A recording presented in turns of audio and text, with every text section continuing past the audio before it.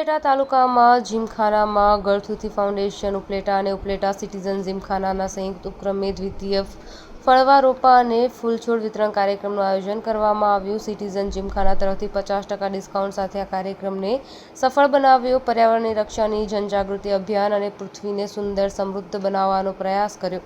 Bureau report Arshibhai Ahir, Upleta.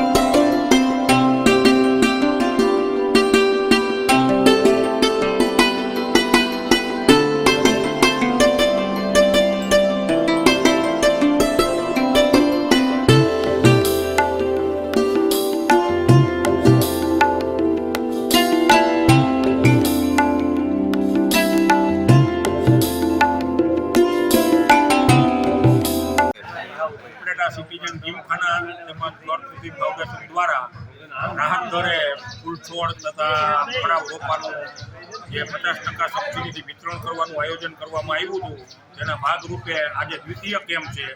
અમે પહેલા કેમ્પમાં ઓછામાં ઓછા 1000 રોપા આપ્યા, એમાં ફળા રોપા 500 જેટલા હતા અને ત્યાર પછી જે લોકો બાકી રહી ગયા હતા એનો ઓર્ડર લઈ અને આજે પાછા 2200 રોપાનું વિતરણ અમે કર્યું છે।